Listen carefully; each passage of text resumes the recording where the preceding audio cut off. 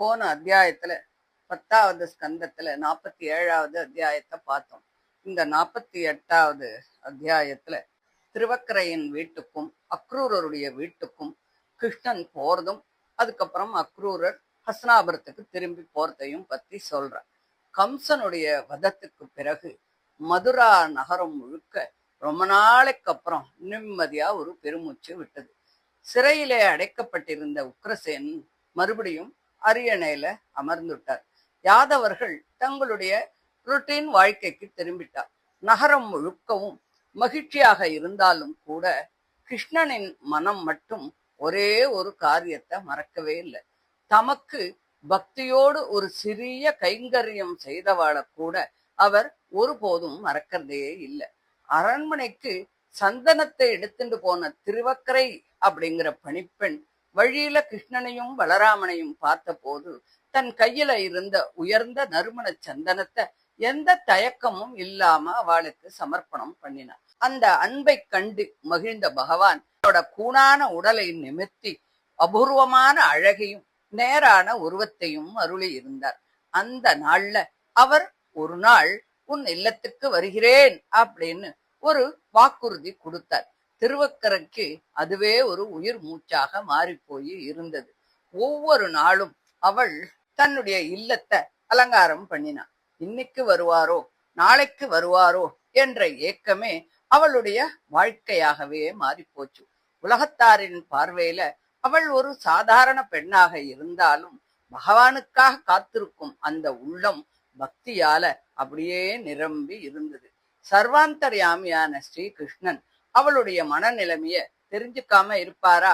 அவள் அனுபவிச்ச ஏக்கத்தையும் அன்பையும் எதிர்பார்ப்பையும் தெரிஞ்சின்ற அவர் அவளுடைய விருப்பத்தை நிறைவேற்றணும், அதற்கான நேரம் வந்துடுத்து அப்படின்னு நினைச்சார்.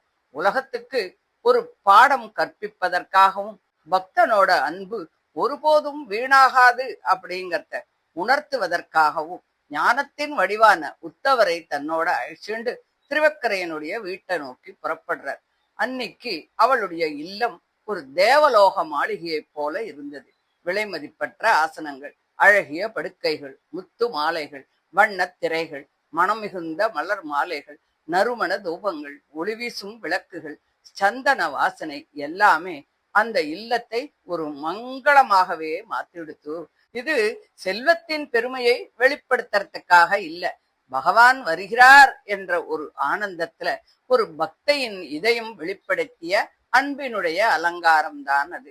வாசல்ல நின்று கொண்டிருந்த அவள் தூரத்துல கிருஷ்ணன் வரத பார்த்த அந்த நிமிஷமே அப்படியே பரவசம் அடைஞ்சு போயிட்டா.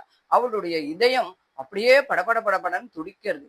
இன்னைக்கு என் வாழ்வு நிறைவேறிவிட்டது அப்படிங்கிற அந்த எண்ணத்தால கண்கள்ல ஆனந்த கண்ணீர் அப்படியே பெருகிறது. உடனே எழுந்திருந்து தன் தோழிகளோடு ஓடி வந்து ரொம்ப பணிவோடு கிருஷ்ணனை வரவேற்கிறார். முதல்ல உத்தவருக்கும் பிறகு கிருஷ்ணனுக்கும் உரிய ஆசனங்களை எல்லாம் கொடுத்தார். பகவானின் திருவடிகளை பணிஞ்சு நமஸ்காரம் பண்றார். தன்னுடைய இல்லத்துக்கு வந்து இருந்து உலகத்தின் அதிபதி தான் அப்படிங்கறத கூட மறந்து உயிருக்கு உயிரான பிரியமான அந்த விருந்தினரை வரவேற்கும் அன்பு ததும்பிய மனநிலைமையோடு அவள் சேவை பண்றார். உத்தவர் மரியாதையா ஒரு இடத்துல உட்கார்ந்துக்கிறார். கிருஷ்ணரோ அவள் பக்தியுடன் ஆயத்தப்படுத்தி இருந்த அழகிய மஞ்சத்துல போய் உட்கார்ந்துக்கிறார். பக்தன் அன்போடு அளிக்கிறத இறைவன் ஏற்றுக்கொள்றதுல எந்த விதமான தயக்கமே இல்லை அப்படிங்கிறத உலகுக்கு காட்டுறதுக்காகத்தான் அவர் அப்படி பண்றார். திருவக்கரை பிறகு உள்ள போறார். நறுமண தைலங்களால் நீராடி பட்டாடைகளை எல்லாம் போட்டுண்டு பொன்னாலும் ரத்தனங்களாலும் அலங்கரிச்சுண்டு வரா. கூந்தல்ல மலர்களை சூடி சந்தனம் குங்குமம் எல்லாம் அணிஞ்சுண்டு தாம்பூலத்தை போட்டுக்கிறார். வெளிப்புற அலங்காரத்தை விட பகவானை மீண்டும் காணும் ஆனந்தம் தான் அவளுடைய முகத்துல இருந்தது. வெட்கமும் பேர் ஆனந்தமும் கலந்த மனநிலையோடு அவள் முதுவா பகவான் கிட்ட வந்து நிற்கிறாள். கண்களை உயர்த்தி பார்க்கறதுக்கே முடியல. நீண்ட நாட்களாக மனதிலே வளர்த்து வந்த அந்த அன்பு இன்று வார்த்தைகளாக வெளிப்படக்கூட முடியாமல் திணறி போய் திக்கியது. அவளுடைய உள்ளத்தை புரிந்து கொண்ட பகவான் தாமே அவளை அன்போடு அழைச்சார். வளையல்களால் அலங்கரிக்கப்பட்ட அவளுடைய கையை மெதுவாக பற்றி கொண்டு தன்னுடைய அருகிலே அமர வைத்தார். அந்த ஒரு சிறு ஸ்பரிசமே அவளுடைய மனதில் இருந்த எல்லா கவலையையும் கரைச்சுடுத்து பகவானின் அருகிலே அமர்ந்து கொண்ட திருவக்கரை அவருடைய திருமேனியின் திவ்ய நறுமணத்தை அனுபவித்தாள். திருவடிகளை அணைத்துக் கொண்டாள். நீண்ட காலமாக அவளை வாட்டிய ஏக்கம் அந்த ஒரு நிமிஷத்துல மறைஞ்சே போயிடுத்து. எத்தனை பிறவிகளில் செய்த புண்ணியமோ அதன் பலனாகவே இன்று பரம்பொருள் தன்னுடைய வீட்டுல உட்கார்ந்துருக்கார் அப்படின்னு நினைச்சு அப்படியே ஆனந்த கடல்ல மூழ்கி போயிட்டா. அவ்வளவு பெரிய பாக்கியம் கிடைச்சிருந்தாலும் மனித மனதனுடைய இயல்பு அவளை விட்டு போகல. பரமபதத்தை அவள் வேண்டவும் இல்லை, ஞானத்தை வேண்டவும் இல்லை. பிரபோ, இன்னும் சில நாட்கள் என்னுடனேயே தங்கியிருந்து என்னை அருளால் மகிழ்விக்கணும், உங்களை விட்டு பிரிவதை என்னால் தாங்க முடியாது அப்படிங்கிற வேண்டுகோளைத்தான் முன்வைத்தாள். பகவான் அவளை பார்த்து சிரிக்கிறார். பக்தன் எந்த மனநிலையோடு வருகிறானோ அதற்கு ஏற்ப அருள் பண்றது அவருடைய இயல்பு. அவளுடைய அன்பை ஏத்தென்று அவள் விரும்பிய வரத்தையும் கொடுத்தார். பின்னர் அன்போடு அவளிடம் விடைபெற்று உத்தவரோடு அங்கிருந்து கிளம்பிட்டார். அவர்களின் அடுத்த பயணம் மதுரையில் வாழ்ந்த மகா பக்தனான அக்ரூரரோட இல்லமாக இருந்தது.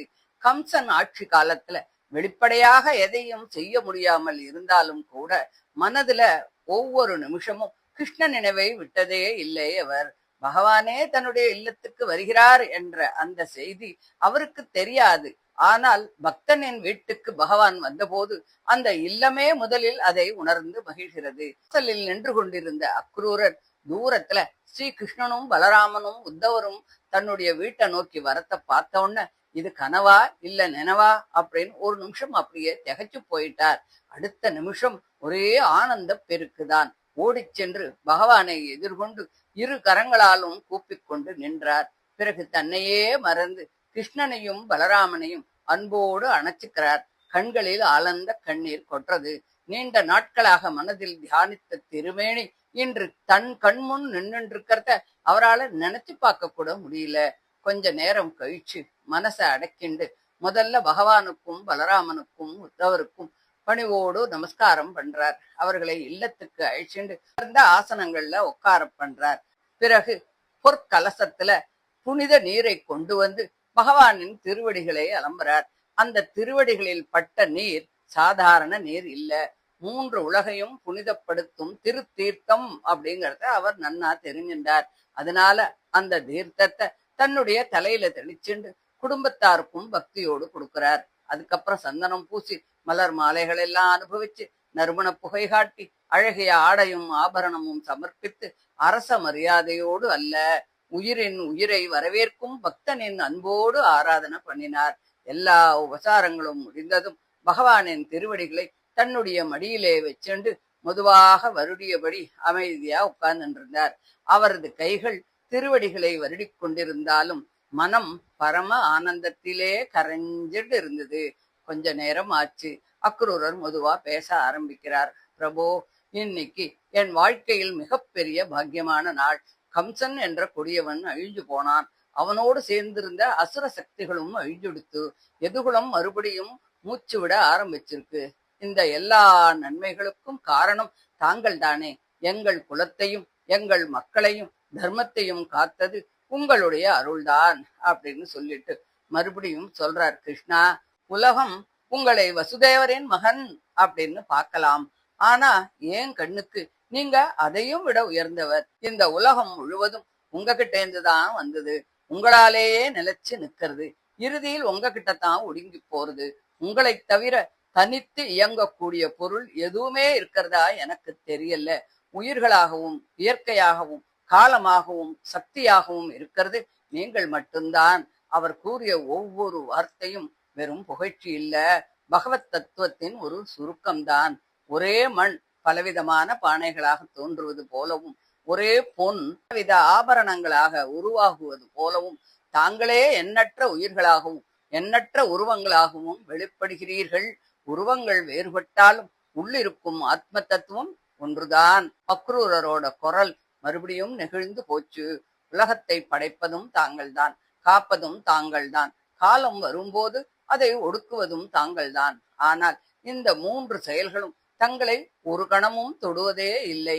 மாயை தங்களுடைய சக்தி, அதன் எஜமானன் நீங்கள். நாங்கள் தான் மாயையில் சிக்கின்றிருப்போம், நீங்கள் இல்ல.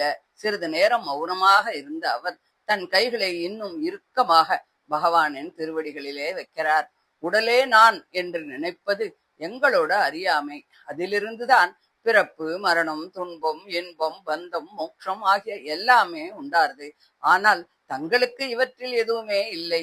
தாங்கள் எப்போதும் சுதந்திரமான பரம்பொருள். அப்படி பரம்பொருளின் மகிமையை பாடிய அவர் பகவானின் அவதார ரகசியத்தையும் நினைச்சு பார்க்கிறார்.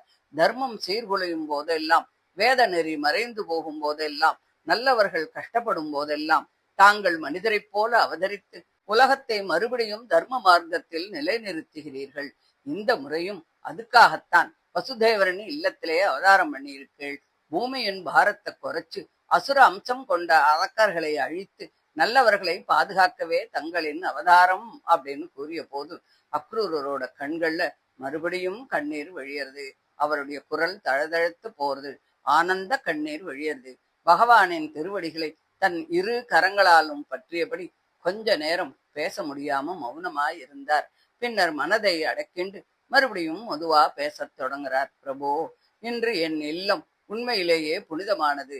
தேவர்களும் எளிதில் காண முடியாத தங்கள் திருவருளை என் போன்ற எளிய அடியவன் அனுபவிக்கின்றேனே. இந்த இல்லத்திற்குள் இன்று நுழைந்திருப்பது வசுதேவரின் மகன் மட்டுமல்ல, மூவுலகத்துக்கும் குருவான பரம்பொருள். தங்களுடைய திருவடிகளை கழுவிய தீர்த்தம் மூ உலகையும் புனிதப்படுத்துகிறது. அத்தகைய திவ்ய திருவடிகள் இன்று என் இல்லத்தில் பதிந்திருக்கிறதே, என் பிறவி பயனடைந்தது அப்படின்னு அவர் சொன்ன ஒவ்வொரு வார்த்தையிலும் பக்தியின் வெள்ளம் அப்படியே பொங்கி பெருகியது. உலகத்தில் அறிவுடையவன் யாராக இருந்தாலும் தங்களை விட்டுட்டு வேறு யாரிடம் சரணமடைவான்? தாங்கள் பக்தர்களை அளவற்ற அன்போடு நேசிக்கிறீர்கள். அவர்கள் செஞ்ச சின்ன கைங்கரியத்தை கூட நீங்க மறக்காம மனசுல வச்சுக்கிறீர்கள். தங்களை முழு மனதோடு சரணடைந்தவாளுக்கு அவர்கள் விரும்பியதை மட்டும் தரதில்ல, இறுதியில் தங்களையே அருளாக கொடுக்கிறீர்கள். இதைவிட ஒரு உயர்ந்த வரம் உலகத்துல வேறு என்ன இருக்க முடியும்? இப்படி சொன்ன போது அவருடைய உள்ளத்துல இருந்த ஒரே ஒரு வேண்டுதல் உதடுகளில் மலர்ந்தது. பிரபோ, யோகிகளாலும் தேவர்களாலும் எளிதில் அடைய முடியாத தாங்கள் இன்னைக்கு இங்கே என்னுடைய வீட்டுக்கு வந்திருக்கேள். எனவே நான் உலக செல்வங்களையோ அதிகாரத்தையோ புகழையோ கேட்கல.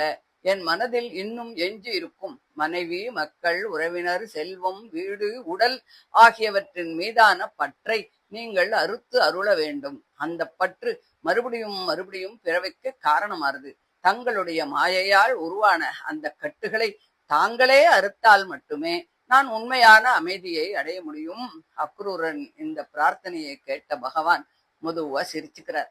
அந்த புன்னகையில கருணையும் அன்பும் பக்தனை பாராட்டும் மகிழ்ச்சியும் எல்லாம் வெளிப்பட்டது. பிறகு அன்போடு அவரை நோக்கி, அக்ரூரரே, நீங்கள் எங்களுக்கு உறவினன் மட்டுமல்ல, தந்தையை போன்றவர், குரு போன்றவர், எப்போதும் மரியாதைக்கு உரிய பெரியவர்.